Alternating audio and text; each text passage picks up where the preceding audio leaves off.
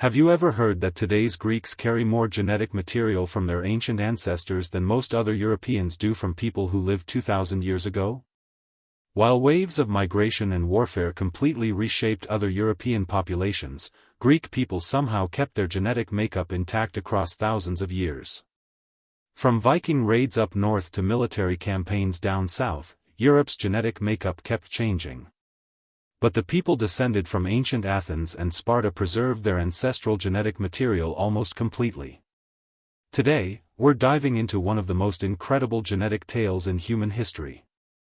We'll follow the Greek people from when they first showed up in the Ion region, through their contact with Neolithic farmers, through endless invasions, and we'll also look at how island Greeks differ genetically from those on the mainland.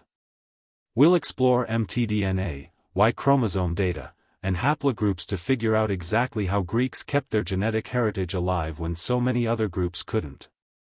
This tale covers more than 8,000 years and includes some unexpected findings that changed our understanding of European genetic history. Let's begin at the start, roughly 7,000 BC, when the first farmers showed up in what's now Greece. These people weren't the ancestors of today's Greeks just yet, but Neolithic farmers who came from Anatolia. These ancient farmers carried revolutionary technologies with them, totally changing the area.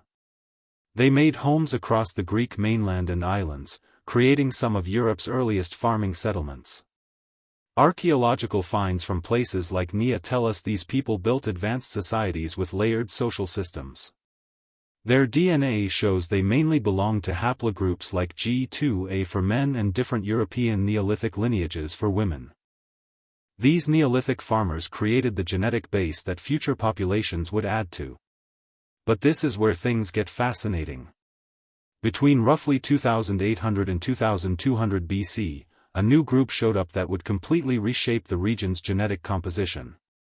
These were Indo-European speaking groups, probably coming from the Pontic-Caspian steppes north of the Black Sea. They carried horses, advanced bronze working skills, and crucially, the language roots of Greek. Genetic testing reveals these arrivals brought large amounts of what scientists call steppe ancestry. The male Y-chromosome haplogroups changed dramatically in this time. We notice the arrival of R1b and R1a lineages strongly linked to these Indo-European migrations. The mtDNA changed too, though not as drastically, with new lineages like H1 and H3 showing up next to the older Neolithic ones. This blending formed what we call the Proto-Greek population by roughly 2000 BC. But the genetic tale wasn't finished. The Bronze Age added even more layers to the Greek genetic picture. In this era, we find proof of links with Minoan Cree and other Eastern Mediterranean cultures. The well-known Minoan civilization that thrived from 1600 to 1100 BC marks an important phase in Greek genetic history. New DNA testing of Mycenaean remains reveals they were genetically almost identical to today's Greeks. This is amazing because it shows the basic Greek genetic makeup was already formed over 3,000 years ago.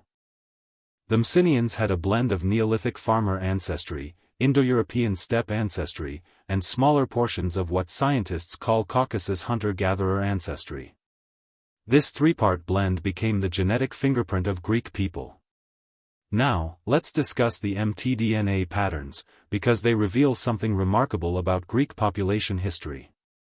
Today's Greek mtDNA is mainly made up of HLA groups H, U, T, and J. HA group H, the most widespread across Europe, accounts for roughly 45% of Greek maternal lines.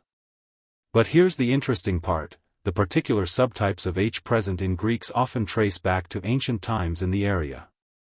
HLA group U, especially U5, links Greeks to some of the oldest European hunter-gatherers. Ha groups T and J reveal links to the ancient Near East and Anatolia, showing those early Neolithic farmer movements. What's amazing is how steady these percentages have stayed through time. Even after thousands of years of history, invasions, and people moving around, the core mtDNA makeup has remained stable. The Y-chromosome tale is just as interesting, but displays more differences. Today's Greek men mainly have haplogroups E1b1b, R1b, R1a, I2, and J2. E1b1b stands out because it appears throughout the Balkans and has old roots in the area. Some scientists think it might have existed in Greece since Neolithic times. R1b and R1a, like we said, arrived with those Indo-European speakers around 2800 BC. J2 reveals links to the ancient Near East and might have come with different Mediterranean trading groups. I2 links Greeks to wider Balkan groups and has very old European roots. The amounts of these haplogroups change a bit across different parts of Greece. For instance, northern Greeks usually have more R1a, showing their closeness to Slavic groups. Southern Greeks and island people often show higher amounts of E1b1b and J2. But even with these local differences, the general pattern stays clearly Greek. Now, let's look at how island populations are different from mainland Greeks. This is where genetics becomes really fascinating. Islands like Cit, the Cyclades, and others in the Ion display some special genetic features. Crete, for example, has kept especially high amounts of that old Neolithic farmer ancestry. This makes sense because islands are naturally shielded from massive population shifts. The Cretan population displays continuity going back to Minoan times around 2700 BC. DNA testing of ancient Manawans shows they were almost the same as today's Cretans, just with a bit more Near Eastern ancestry. The Cyclic islands, including well-known ones like Santorini and Mykonos, display similar patterns of genetic stability. These island groups often kept older genetic lines that got watered down on the mainland. For instance, certain mitochondrial DNA lines that were widespread in the early Bronze Age still show up more often on some islands. The Y-chromosome patterns on islands also seem more varied, suggesting they acted as refuges for old lineages. This island effect is key for understanding how Greeks kept their genetic identity. When attacking armies moved across the mainland, island populations could keep their ancestral genetic makeups. These islands then acted as genetic storage places, helping to save ancient Greek lineages through tough times. Now comes the main question. How did Greeks keep their genetic heritage through so many invasions?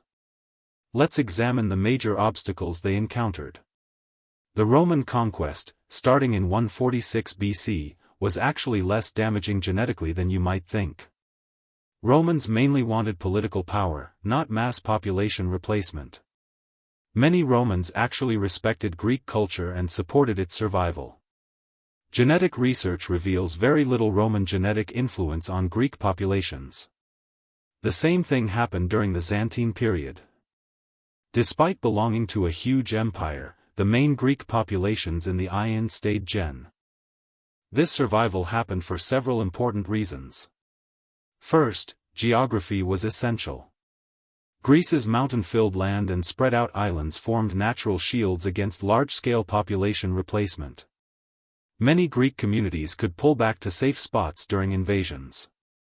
Second, Greek populations had built strong cultural and religious identities that helped keep group unity. The Orthodox Christian faith became especially important for keeping Greek identity during the Ottoman period. Third, most invaders wanted political and economic power, not total population replacement. It was often easier to govern existing populations than to swap them out completely.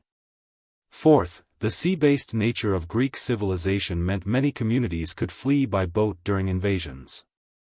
This movement let genetic lines survive even when certain areas were taken over. Let's examine some particular genetic markers that prove this stability. Scientists have found several genetic variants that are especially widespread in Greeks and trace back to ancient times in the area. One case is a variant linked to lactose tolerance that has a special pattern in Greek populations. Another is immune system genes that show stability with ancient populations from the same area. These genetic markers work like fingerprints, proving the ancient roots of today's Greek populations. When we match today's Greek DNA to ancient samples from the same areas, the matches are remarkable. A 2017 study published in Nature matched today's Greeks to Menians and discovered amazing genetic stability. The study found that today's Greeks mainly come from these ancient populations, with only small additions from later times. Similar research matching today's Greeks to other ancient populations from the area displays the same result. Even during times of clear population drops, like the Late Bronze Age collapse around 1200 BC, genetic stability continued.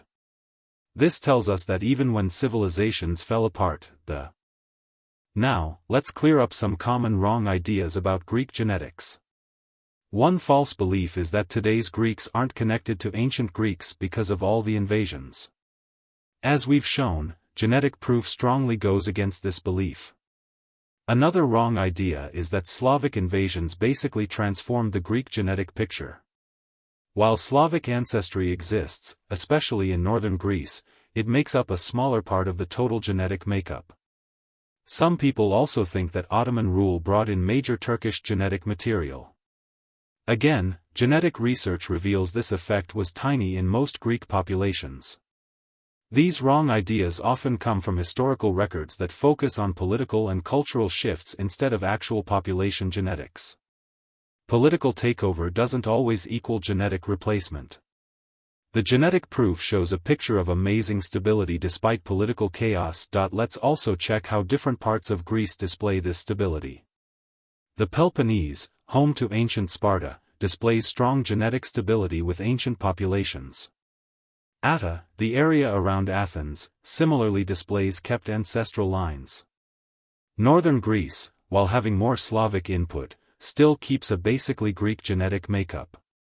The Ionian Islands, as we talked about, display especially strong stability. Even areas that went through major historical trouble keep their main Greek genetic identity. This pattern stays the same across different kinds of genetic testing. Whether we check autosomal DNA, mitochondrial DNA, or Y chromosomes, the tale is identical. Today's Greeks mainly come from the populations that have lived in the area for thousands of years. New progress in ancient DNA testing has made this picture even sharper. We can now pull out and test DNA from remains thousands of years old. These studies always show genetic stability in the Greek areas over amazing time periods. For instance, DNA from Bronze Age locations in Greece groups closely with today's Greek populations. Even Neolithic samples, while more distant, reveal clear connections to today's Greeks. Now, let's go deeper and look further at genetic connections between Greeks and their neighbors. Even though Greeks have some things in common with their neighbors because of ancient history and living in the same area, they are actually genetically separate from people in North Macedonia, Albania, and Turkey. Scientists have used complex methods to study various kinds of DNA, and the findings always point to real separations that formed over thousands of years through different population shifts, migrations, and cultural walls. The people living in North Macedonia today fit into the South Slavic group. Their language comes from the Slavic language family, and their history links strongly to Slavic peoples who entered the area about 1,500 years ago. When scientists match their DNA to that of Greeks, they discover that North Macedonians have much more Slavic genetic background. Their nearest genetic relatives are actually Bulgarians and other Eastern Europeans. Greeks, on the flip side, have a genetic makeup that's much nearer to Southern Europeans, especially Italians, and they display strong links to the ancient peoples who lived around the Iron Sea. Albanians do share some old roots with Greeks because both groups came from early farming communities and Bronze Age tribes in the Balkans. However, Albanian populations create their own separate genetic group.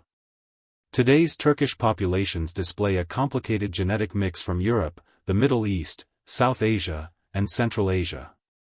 Greeks almost totally lack this Central Asian ancestry. If you enjoyed this genetic finding, be sure to press that like button and subscribe for more detailed looks into human history and genetics. What part of Greek genetic history caught your attention most? Leave a comment down below and tell me what other populations you'd want to see featured in upcoming videos. Keep in mind, every time we test ancestry,